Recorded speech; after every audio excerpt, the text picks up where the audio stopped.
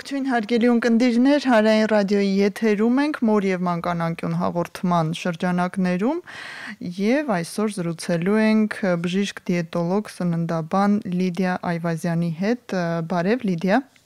Ողջույն։ Լավ ես լսում արդյոք իմ ձայնը։ Շատ։ Գնալով բարթանում են մեր շփման տարբերակները, մեզ կարող եք նաև լսել armradio.am կայքով, այնտեղ մոր եւ մանկան անկյուն բաժնում տեղադրվում են բոլոր տեսագրություն ձայնագրությունները։ Ինչպես կարող եք տեսնել, եթե հնարավոր է դա այս պահին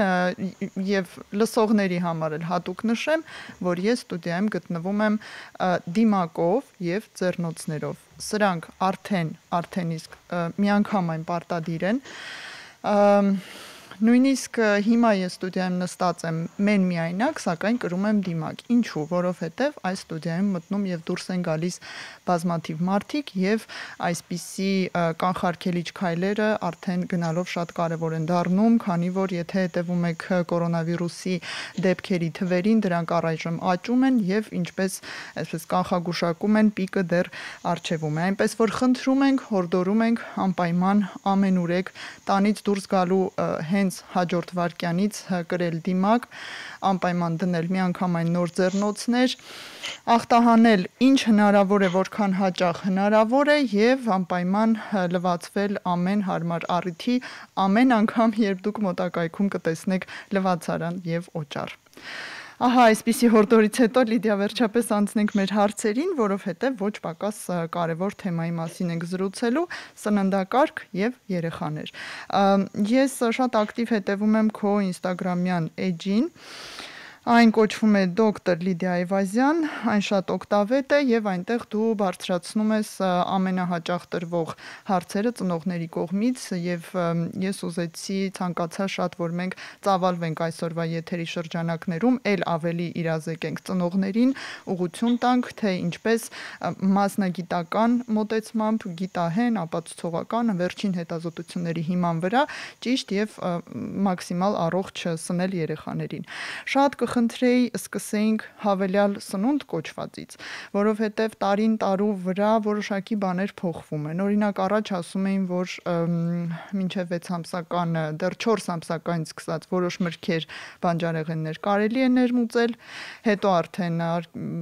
հստակ ցուցում կար 6 ամսականից նոր հերթով, ընդամենը ամիսը 1 մի բանջարեղեն ներմուծելով սկսել հավելյալ սնունդը, նույնը մսին է վերաբերում։ Ինչ ունենք այսօր։ Այսօր ինչ է առաջարկում մեզ դիետոլոգիան կամ սննդաբանությունը հավելյալ սննդի վերաբերյալ։ Երևի թե ավելի շատ մանկաբուժությունը, այս թեմայով ամենաշատը մանկաբուժներն են զբաղվում, եւ այստեղ ես մի քանի դիտարկում կարող եմ անել, որը որ գուցե օգնի մեր ծնողներին, հատկապես մայրիկներին։ Հավելյալ սկսելու մինչև 1 տարեկան հասակը մայրիկներին շատ անհանգստացնող ամբողջ օրը մայրիկները զբաղված են մենակ մի մտքով երեխան ոչինչ չկերավ։ Ուզում եմ, որ շատ եմ ուզում, որ մայրիկները շատ թեթև տանեն այս փաստերը, որովհետև հիմնականում երեխաների համար որպես կշտանալու, սնունդ ստանալու միջոց դեռ ընկալվում է կրծքի կաթը կամ շիշը։ Երեխան ենթագիտակցորեն կամ գիտակցորեն հասկանում է կշտանալը սոված ժամանակ ինչով պետք է կշտանա, դա իր համար միայն մայրիկի կուրծքն է կամ շիշը, եթե կխ է եղել երեխան։ Եվ երբ որ մենք իրան ինչ-որ մի բան ենք առաջարկում 6 ամսեկանում, իր համար դա խաղ է, ոչ թե կշտանալու միջոց։ Ես կհորդորեի ուղղակի մեր ծնողներին համբերատար լինել եւ երեխաներին կամաց սովորեցնել, որ սոված ժամանակ քաղցը կարելի է հագեցնել նաև այսպիսի տարօրինակ բանով, որը հիմա քոբերանը լցվում է, որովհետև կոնսիստենցիան է տարբեր, լրիվ համն է տարբեր, տարբերվում է իր ամենասիրած կաթիկից եւ այլն եւ այլն։ Եվ այստեղ պետք է ուղղակի ծնողները համբերատար լինեն։ Ինչ նախանգարում մեր ծնողներին համբերատար լինել, այն որ բոլորը կողքից մայրիկին մեղադրում են, որ երեխան քաղցած մնաց, մայրիկն է մեղավոր, որ չկերավ, մայրիկն է մեղավոր, որ լացեց, մայրիկն է մեղավոր, որ Եվ մնացած բոլոր բաները սկսում է որ մայրիկի վրա մեծ ճշտվածություն է տեղ ունենում մայրիկը օր ու գիշեր մտածում է երեխան ինչ պիտի ուտի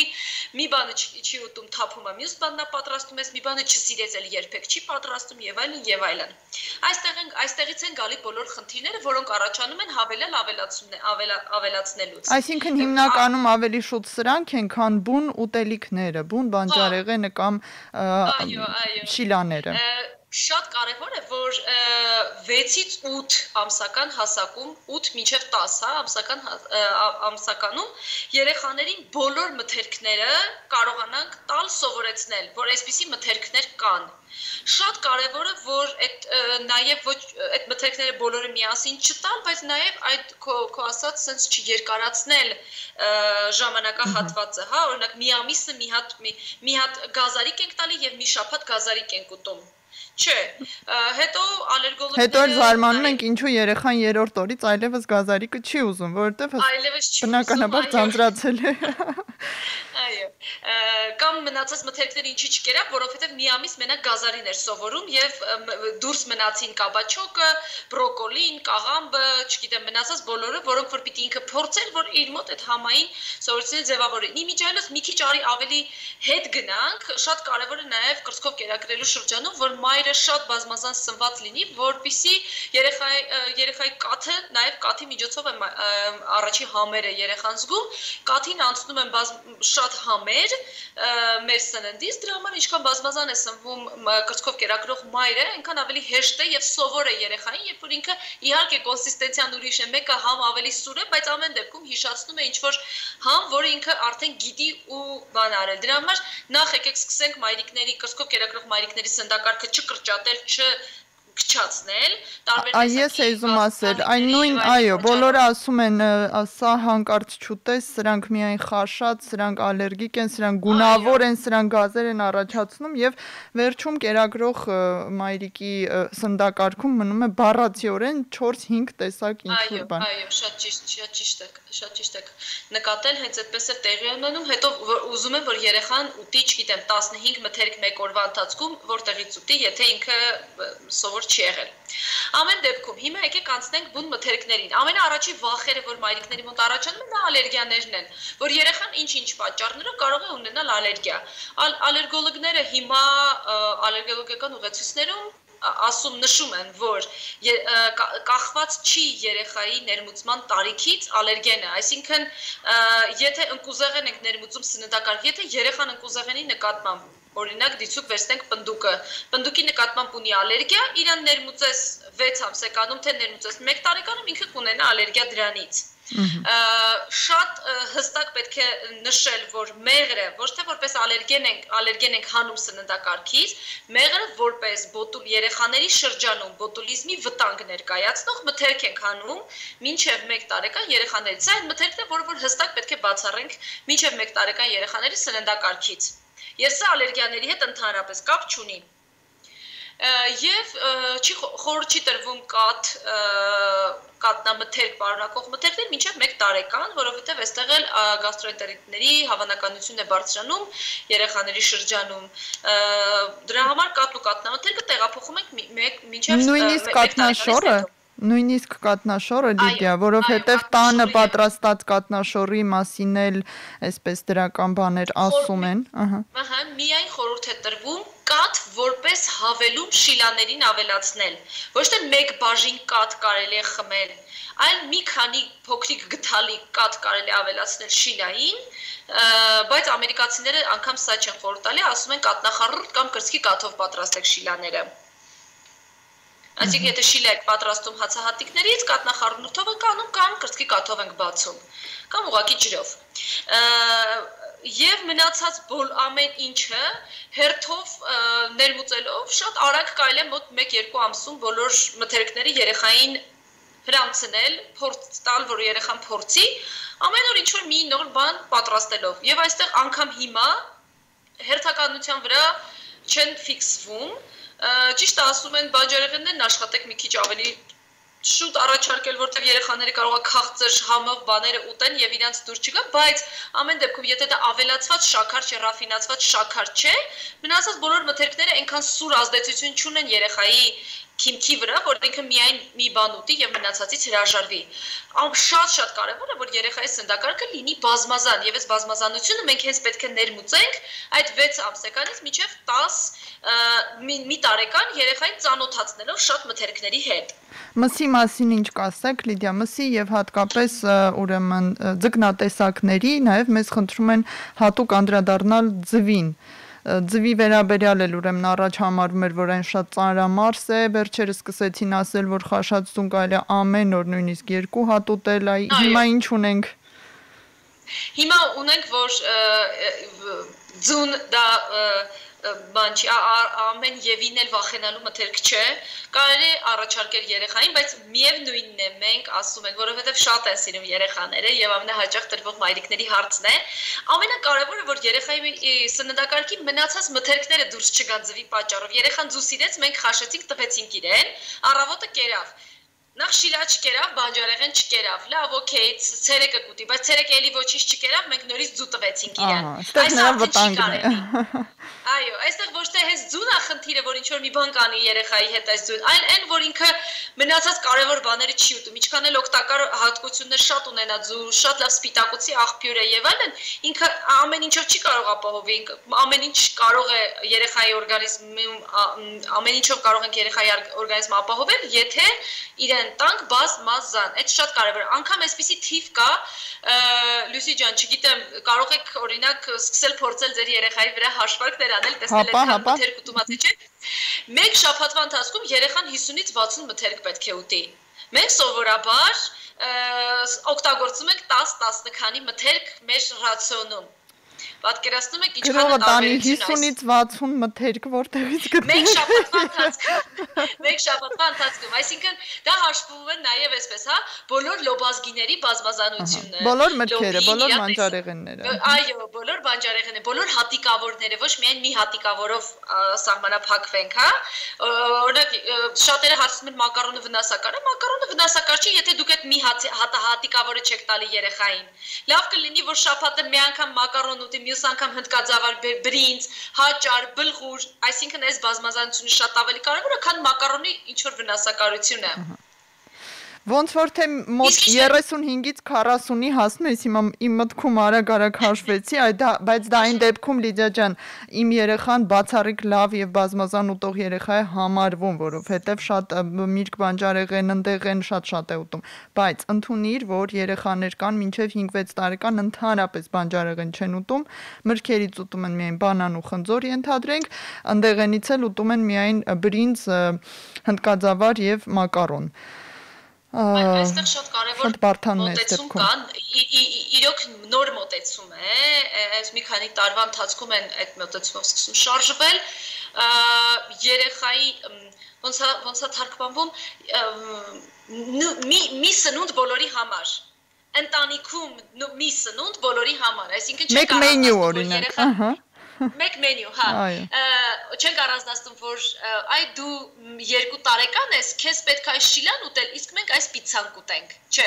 եթե մենք ուտում ենք, որոշել ենք, որ պետք է ուտենք պիցցա, ուրեմն ընտանիքի բոլոր անդամներով ենք ուտում, նու թող դա չլինի երեխայի, փոքր երեխայի համար որպես կշտանալու առիթ եւ բնականաբար ոչ մի պարագայում ամեն օր, բայց եթե մենք ընտանիքով որոշել ենք, որ այդպես պետք է, չգիտեմ, մենք պետք է ուտենք ապուր երեխան շիլը, այդպես չի լինի, պետք է բոլորս ապուր ուտենք, եթե դա կարտոֆիլ է, բոլորս կարտոֆիլ, եւ եթե դուք ուզում եք, որ երեխան ուտի առողջ, ուրեմն բոլորս եկեք ուտենք առողջ։ Սա իմ կողմից շատ է, ամբողջ սեղանից օգտվելու։ Երբ որ երեխաներն ծնողներն ասում են իմ երեխան չի ուտում միրգ կամ բանջարեղեն կամ այսինչ, ասում եմ հիշեք էլ, իսկ դուք երբ եք վերջին անգամ այս բանջարեղենը կերել։ Եթե մենակ գնում եք երեխային պատրաստելու համար, ինքը մեկա ձեր ափսեի մեջ է նայելու։ Դա չի աշխատելու։ Այո, եթե բոլորով ուտելու եք, երեխան շանս չունի փաստացի ուրիշ բան ուտելու, որովհետև դա բոլորով նստած ուտում են, հայրիկն էլ է ուտում, մայրիկն էլ է ուտում, տատիկն էլ է ուտում, բոլորը նույն ուտեստն են ուտում։ Ես հիշեցնեմ բոլոր նրանց համար, ովքեր հենց նոր միացան մեզ, որ Հանրային ռադիոյի եթերում մոր եւ մանկանկյուն հաղորդման թողարկումն է եւ այսօր, այս անգամ մենք այս հաղորդաշարի շրջանակներում հյուրընկալել ենք բժիշկ դիետոլոգ սննդաբան Լիդիա Այվազյանին, ում հետ զրուցում ենք երեխաների հետ կապված սննդային, սննդամթերքների եւ սննդակարգային տարբեր հարցեր փորձում ենք ամենահաճախ հնչողներին անդրադառնալ եւ այդ շրջանակներում խնդրում են կանաչիների մասին էլ խոսել։ Արդյոք դրանք շատ կարևոր են թե ոչ, որովհետև էլի ամեն դեպքում երեխաների մեծ մասը կանաչիների հետ այդքան լավ չէ, լավ հարաբերությունների մեջ չէ, չգիտեմ ինչով է դա պայմանավորված, որ տարիքից ներմուծել, որ տեսակների վրա շեշտը դնել, եւ եթե երեխան չի ուտում, ինչից է հետ մնում, ինչից է զերծ մնում։ Նայեք, էլի մենք երեխայի սննդակարգի բազմազանության վրա ենք քար գցում, եթե օրինակ ինչ-որ մի տեսակի մթերքներ չենք տալիս, Ես կառաջարկեմ եւ սովորաբար հենց այդպես էլ անում եմ, եթե երեխաների համար ճաշիկներ եմ պատրաստում, կանաչիները հենց 6 ամսական 6+ երեխաների ճաշիկների մեջ ավելացնում եմ ու տարբեր կանաչիներ, որ երեխան դրա համերը սովորի։ Հետո շատ լավ համեմունք է։ Պարտադիր չի, որ երեխայի ճաշիկը բաղկացած լինի մենակ բրինձից ու գազարից։ Կարող է լինել բրինձ, գազար, սող, անգամ եթե մայրիկը չի ուտում սող, կանաչիներ, որոնք որ կամ կբլենդվեն այդ տարիքում կամ կտրորվեն պատառաքաղով եւ կտան երեխային։ Հաստատ այսպիսով այնպես կանենք, որ երեխաները համարյա թե ամենակեր կդառնան։ Իսկ ինչ վերաբերվում է այլ լրիվ հրաժարվող ու մի քիչ ավելի մեծ երեխաներից, այս վերջի շրջանում մի մայրիկի բլոգ էի կարդում, ով որ շատ դժվարությամբ չուտող երեխային դարձրել ուտող երեխա։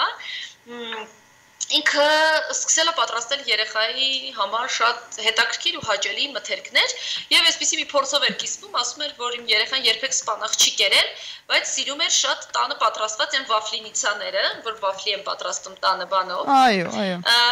այդ խմորի մեջ սպանախը լցրել եւ կանաչ վաֆլիներ է ստացել եւ երեխան մեծ հաճույքով կերել է, այսինքն հրամցրել է երեխային սպանախը, որը շատ կարեւոր է, շատ լավ կլինի, որ երեխայի սննդակարգում լինի իր սիրած վաֆլի մեջ ավելացրել եւ ասել այս անգամ էլ մեր վաֆլին կանաչ գույնի է։ Ուտենք փորձենք տեսնենք։ Հետաքրքիր է համն ինչպիսին է ստացվել, բայց ենթադրում եմ, որ սպանախը քանզի խմորին շատ սազում է, մենք կարկանդակների ենք սովոր, զապիկանկա կոչված է ռուսերեն բառով, պետք է ասեմ, դրանց ենք սովոր, շատ համեղ են, երևի թե վաֆլին էլ է շատ համեղ ստացվել։ Պետք է փորձել։ Իմ կարծիքով իրենք ընդհանրապես համով չի տարբերվում, որովհետև նեյտրալ համ ունի սպանախը եւ այդպես կարելի է ամեն ինչ, օրինակ, չգիտեմ, կատնաշորի մեջ ավելացնել իմիջիայլոց այդպեսի փորձել ես եմ ունեցել, որ երեխայի ամենասիրած բանը հակլուբնիկան ավելացրել ենք կատնաշորի հետ, հարել ենք կաթով ու դարել է միլքշեյքի նման մի բան, երեխան խմել է որպես իր ամենասիրելի միլքշեյքը, բայց այնտեղ կա կատնաշոր, որը որ երեխաների սննդակարգում կատնամթերքը շատ կարևոր են։ Եթե չի ուտում, իհարկե այս բաներին մի քիչ ավելի հետագայում ենք ոնց որ արդեն չուտող երեխաների օրինակներ են, բայց ուտող երեխա կարելի է ունենալ, երբ որ երեխային ամեն ինչ բացատրում ենք, ասում ենք, ինչի համար է սա կարևոր, ինչի է մեզ պետք ներմուծել սա մեր ռացիոն։ Շատ երեխաներ կան, որ տեսել են ոնց է աճում բիբարը եւ սկսել են բիբար ուտել, կամ իրենք են ցանել, կամ տան պայմաններում ինչ որ կուտիկներ են դրել, սկսել է աճել, այդ ամեն ինչը աճումը մեծանում է, դառնում է մի բան, որը որ մենք ուտում ենք։ Մի խոսքով մոտիվացնելը եւ հետաքրքիր դարձնելը կարող է շատ լավ աշխատել։ Լիդիա, շատ կարեւոր։ Լսում եմ։ Ուզում եմ ասեմ, որ երեխայի վերաբերմունքը սննդի նկատմամբ փոխել։ Այ հետաքրքրություն մտցնել, որ դու նայ աճացնում ես։ Նայ մենք գնում ենք ընտրում ենք, դու ես ընտրում ու կորզինայի մեջ դնում բոլոր մթերքները եւ այլն։ Ես հիշեցնեմ, որ զրուցում ենք բժիշկ դիետոլոգ սննդաբան Լիդիա Այվազյանի հետ մանկական սննդակարգի երեխաներին մատուցվելիք, հրամցվելիք տարբեր մթերքների, դրանց օգտակարությունների եւ նաեւ կանդրադառնանք վնասակարություններին, ահա այս ամենի վերաբերյալ ամենահաճախ տրվող հարցերին։ Ապուրին անդրադառնանք Լիդիա, որովհետեւ այդպես շատ ցանկալի են բանջարեղենները, լավ, հասկանալի է, ընդունեցինք, ջուրը կարևոր է երեխային ապահովել, չգիտեմ, երեխաները ընդհանրապես ջուր շատ են խմում։ Այո, տեղից էլ շատ են խմում։ Հիմա փաստորեն նրանք ստանում են ջուրը, հեղուկը, ջրի տեսքով եւ ենթադրենք բանջարեղենը։ Այդ դեպքում ո՞րն է իմաստը ապուրների։ Իրականում որպես այդ ապուրը չի կարելի ասել անիմաստ է, դա ուտեստի ձևերից մեկն է, բայց դա այն ապուրը չի, ինչ որ մենք սովորենք, որ ինքը պետք է լինի պարտադիր, ինքը եթե սննդակարգում չկա, ուրեմն սննդակարգը անառողջ է, ուրեմն դու ինչ որ հիվանդություններ ձեռք կբերես։ Այդ մոտեցումները իմ կարծիքով մի քիչ սովետից է երևի եկել, փորկապության եւ փորկապության հետ կապվածն էլ չէ, բացարձակ կապ չունի փորկապության հետ, ջրիկ ճաշը ընդհանրապես կապ չունի ապուրը փորկապության հետ։ Որովհետև շատ են ասում, ջրիկ ապուրկեր, որ փորկապություն չունենաս կամ որ դադարի փորկապությունը ենթադրենք։ Այո, փորկապության դեմ պայքարելու ինչպես նաև փոքրերի շրջանում, դա բջջանյութի քանակության բարձրացումն է, դա միրգ բանջարեղենն ու չմշակված հացահատիկներն են։ Եվ բավարար քանակությամբ հեղուկները միգուցե այս հեղուկների նաև մի տարբերակ ապուրը որպես։ Ես միշտ այսպես եմ խորհուրդ տալի, եթե դուք ձեր երեխան սիրում է ապուր, եթե դուք ընտանիքով սիրում եք տարբեր տեսակի ապուրներ պատրաստել, ոչ մի խնդիր, շատ լավ է, որ ձեր եւս մի տեսակի ուտեստ կա ձեր ընտանիքում, բայց եթե երեխան չի սիրում, պարտադրել, որ կամ չի ուտում, պարտադրել, որ այդ անպայման է, եթե դու չուտես մեր քո սննդակարգը անառողջ կլինի, դա միանշանակ միֆ է։ Շատ շնորհակալություն հերքման համար։ Այո, նույն մթերքները ինքը կարող է ստանալ ոչ ապուրի տեսքով, հանգիստ։ Այո։ Ինչ կասեք այդ դեպքում ջրի մասին առանձին եւ նաեւ այստեղ հաշվի առնենք, որ որոշակի տարիքից սկսած երեխաները ուզում եի ասել երեխաները սկսում են խմել, բայց ելի հիշեցի, որ երեխաները երբեք չեն սկսում խմել, նրանց դա տալիս է։ Այո, դուք եք սկսում խմեցնել։ Այո, դուք սկսում եք խմեցնել, նրանց ձեռքը տալ այդ շիշը, բաժակը, համտեսել, թույլ եք տալիս, որ կողքից ինչ որ բարեկամներ, ընկերներ առանց ձեր վերահսկողության տան այդ գազավորված ըմպելիքները, կոկա-կոլան, կոմպոտները, թանը, չգիտեմ, չնայած թանը երևի չարյած փոքրագույններ էս ամենի մեջ, ամեն դեպքում երեխան 2-3 տարեկանում ինքնուրույն երբեք չի սկսում ինչ որ բան խմել։ Ինչպես են ազդում այդ լրացուցիչ ըստ իս վնասակար, հիմա քեզ էլ կլսենք, հեղուկները ջրի քանակի վրա եւ ինչպես պետք է վերահսկել երեխան որքան է խմում, որքան է ապահովել պարտադիր կերպով։ Եթե դա ջրի մասին է խոսքը, ապա ջուրը թողնում ենք նախ առաջարկում ենք հասանելի ու տեսանելի վայրերում ենք երեխայի համար դնում, որ երեխան չմոռանա ընկնել խաղերով եւ երեխան ինչքան ծարավի զգացողություն ունենում, սովորաբար երեխաները շատ լավ ծարավի զգացողություն են ունենում ու իրանք են խնդրում ջուր կամ եթե տեսնում են խմում են։ Եթե դուք շատ եք անհանգստանում, այդ մասին եւս գրել էի, որ երեխան բավարար քանակությամբ ամեն դեպքում ջուր չի խմում, ուղղակի նայում ենք մեզի գույնի։ Մեզի պետք է լինի երեխայի բաց, բայց պետք է չլինի ջրի գույնի։ Եթե երեխայի մեզը ջրի գույնի է, ուրեմն շատ այդ հեղուկ խմել։ Ինքը պիտի լինի բաց դեղնավուն գույնի։ Այսպիսով կարող ենք վերահսկել երեխայի ջրի քանակությունը, եթե երեխան չունի այլ խնդիրներ, դա տենդն է, դա փորլուծությունն է, դա մնացած խնդիրներն են, սրանց չենք անդրադառնում, առողջ նորմալ երեխայի մասին ենք խոսում։ Ինչ վերաբերում է մնացած հեղուկներին, խիստ պետք է վերահսկել իմ կարծիքով երեխաների շրջանում շաքարի քանակությունը։ Եվ մինչև 2 տարեկան երեխաներին առհասարակ խորհուրդ չի տվում շաքարներ ավելացնել եւ շաքար ուտել, 2-ից հետո 20-25 գրամ դա հաշվի է առնվում բոլոր ավելացրած, այսինքն այն պեչենիների մեջի շաքարը, շիլաների մեջի շաքարը, յոգուրտի միջի շաքարը, այսինքն այդ ամեն ինչին շաքարները հաշված արդեն պետք է լինի 25 գրամ։ Դա քանի գթալ է օրինակ, որ մոտավորապես մամաները հասկանան։ 4-5 թեյի գթալ։ Բայց պետք է կարևոր է որ նշեմ, օրինակ մեկ յոգուրտի մեջ կարող է 12 գթալ, 12 գրամ շաքար լինել, այսինքն մի հատ յոգուրտ տվեցինք 3 տարեկան երեխուն, 12 գրամ, այսինքն իր օրվա նորմայի շաքարն ինքը կերավ։ Եթե ինքը յոգուրտ ա կերել ու քաղցր չի խմել։ Թեյ չի խմել քաղցր կամ թխվածքաբլիթ չի խմել կամ նույնիսկ կես բաժակ կոմպոտ չի խմել։ Այո, նույնիսկ կոմպոտ կամ քաղցր գազավորված ըմպելիքներ, առհասարակ քաղցրացած ըմպելիքների մեջ է շատ շաքարավազը։ Եվ ես այստեղ ինչի եմ անպայման սիրում նաև թիվը նշել, որ նաև մայրիկները ծայրահեղությունից ծայրահեղություն չընկնեն։ Եթե երեխան սիրում է մի հատ, չգիտեմ, ինչ-որ մի հատ պեչենիկ, ինքը կարող ուտի այդ իր սիրելի պեչենիկը եւ պետք չի լրիվ զրկել երեխային այդ շաքարի քանակությունից, որտեղ այդ մի 25 գրամ ինքը կարող իր ամենասիրելի Ինչ որ կամ այդ նույն յոգուրտից օրը մեկ անգամ կարող է ստանալ։ Բայց այդ դեպքում Լիդիա, ինչ կասեք օրինակ բնական մթերքների, առանց շաքարավազի չրերի, չամիչների, էլի առանց շաքարավազի, որոնք սակայն քաղցր են, եւ օրինակ խուրմայի մասին։ Մեկ էլ մեղրով պատրաստված, իսկական բնական մեղրով պատրաստված ընդեղենով քաղցրավենիքներ էլ կան, նուշ, հնդկական ընկույզ, սովորական ընկույզ, չէ, այսպես աղացած, ես գիտեմ տնային պայմաններում սարքում են, սրանք էլ հաշված 25, թե սրանք կարելի է նաև ավելացնել բացի։ Ինչի սրանք չենք հաշվում, որովհետև սրանք մենակ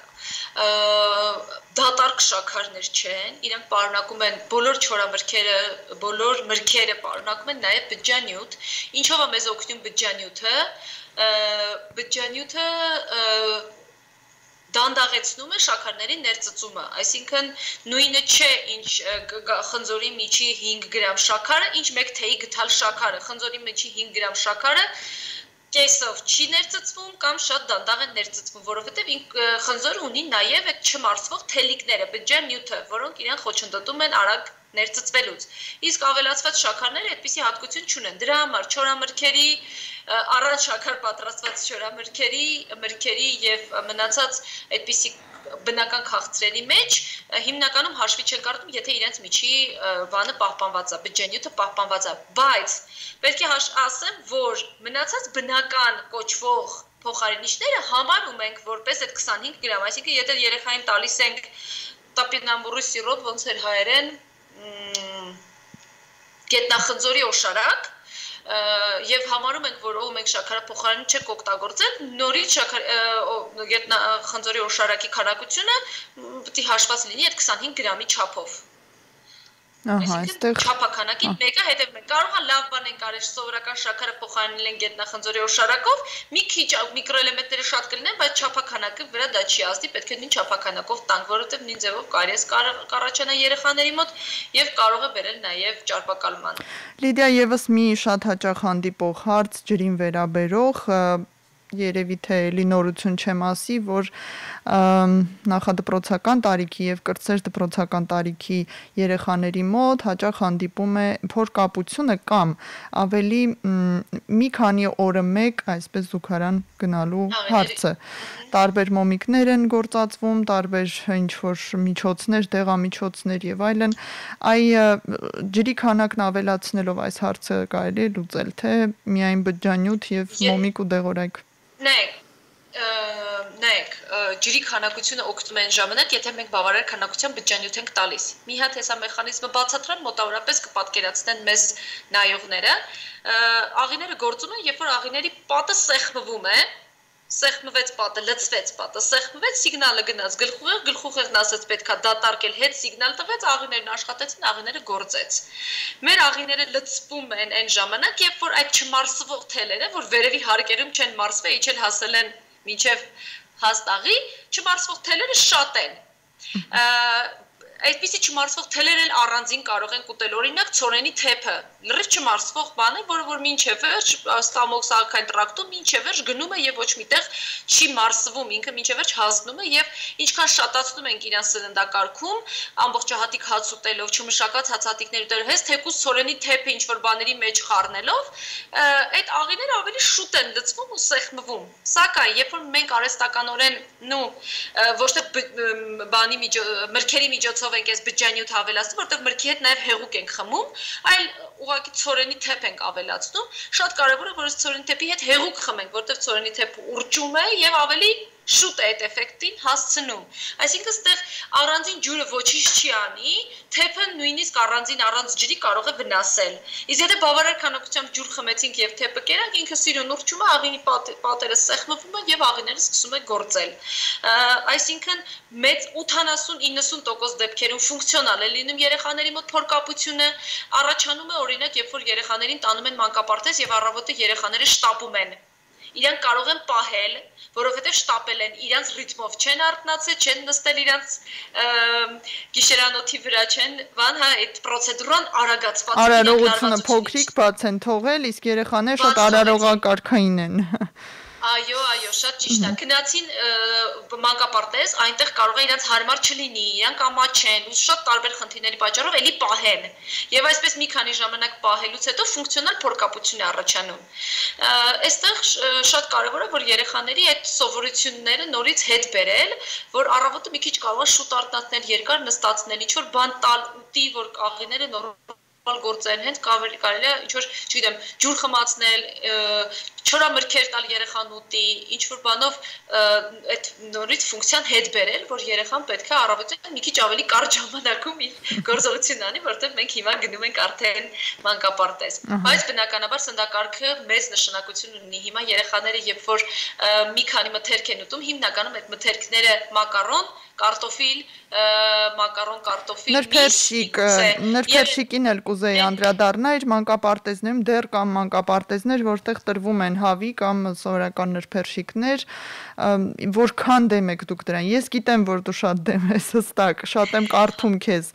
բայց ինչ աստիճանի վնաս են դրանք։ Իմաստ ունի ընդհանուր մինչև զգուշացնել մանկապարտեզում, որ իրենց երեխային ամեն օր չտրվի նրբերշիկ։ Այո, ես կարծում եմ, որ շատ կարևոր է զգուշացնել, վերամշակած մսամթերքները առհասարակ ոչ մի օգտակար բան չեն պարունակում իրենց մեջ, դրա համար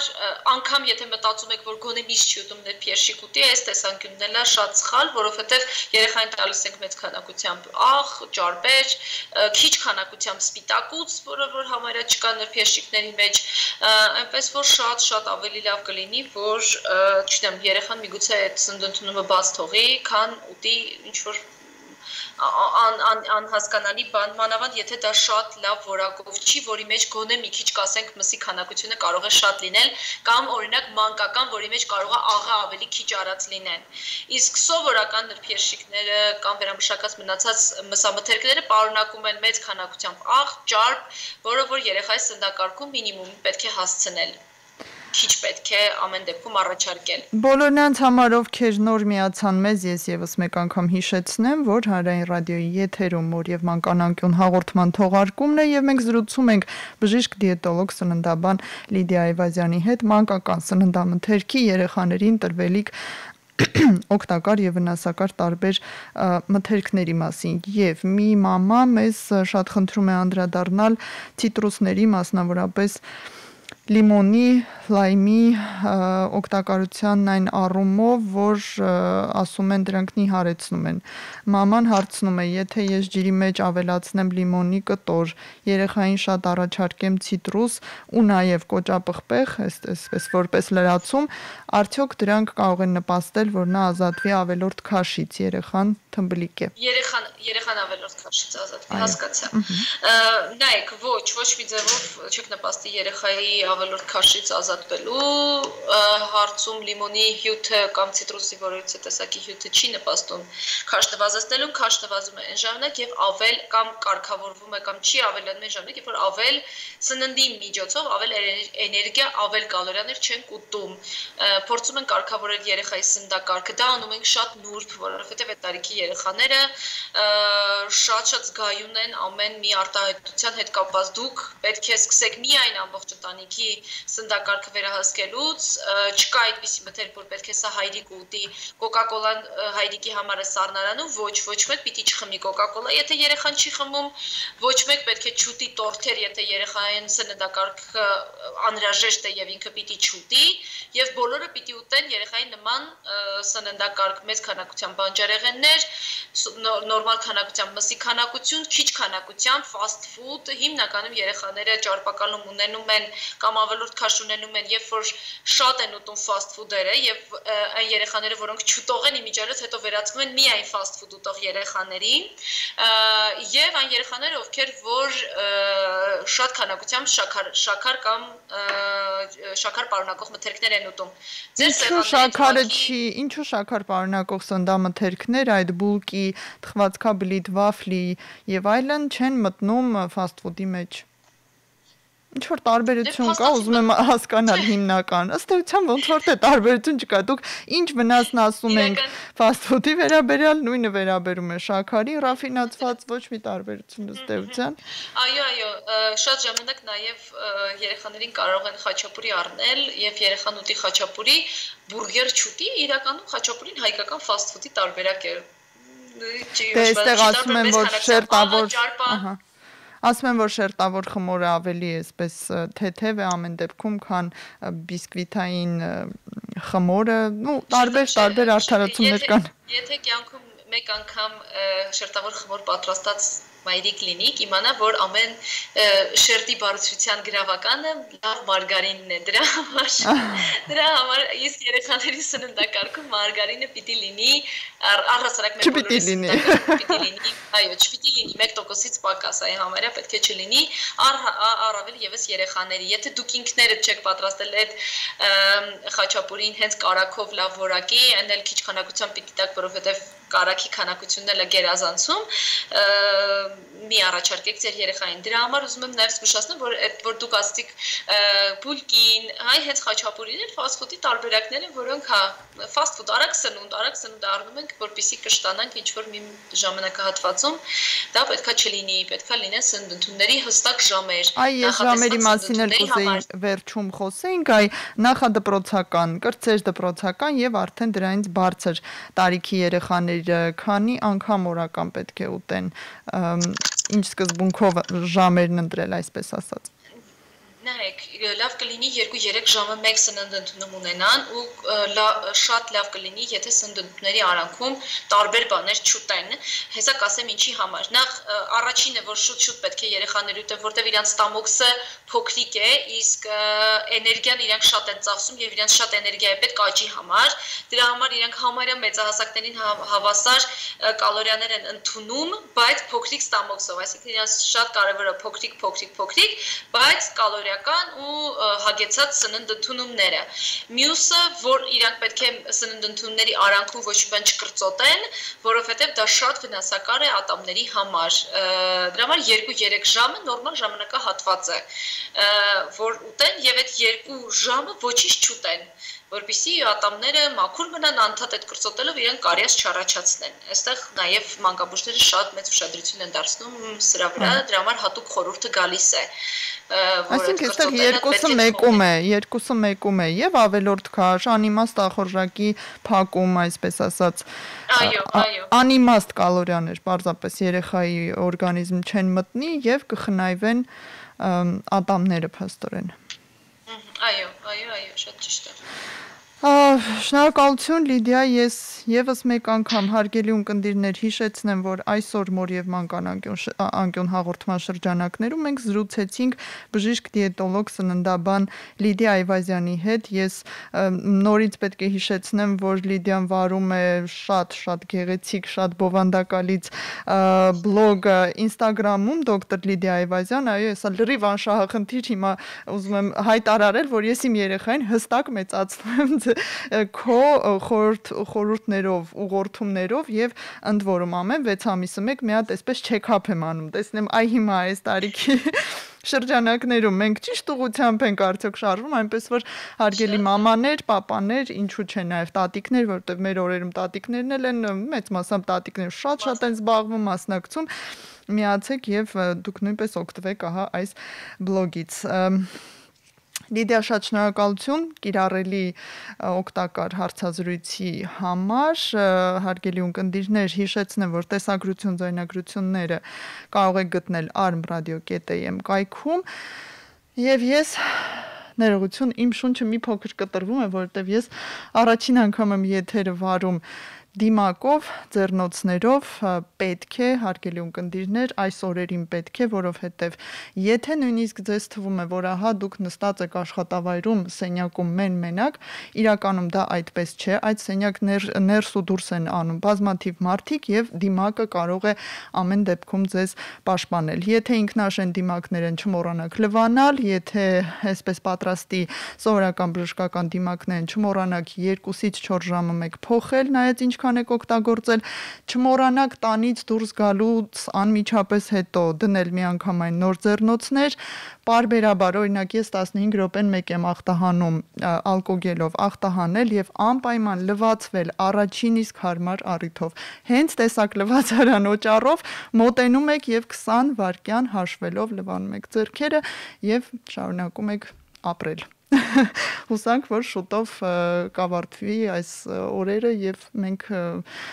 որքան հնարավոր շուտ կվերադառնանք սովորական կյանքի։ Ձեզ հետ է Լուսի Քոչարյանը, ցտեսություն, շնորհակալություն։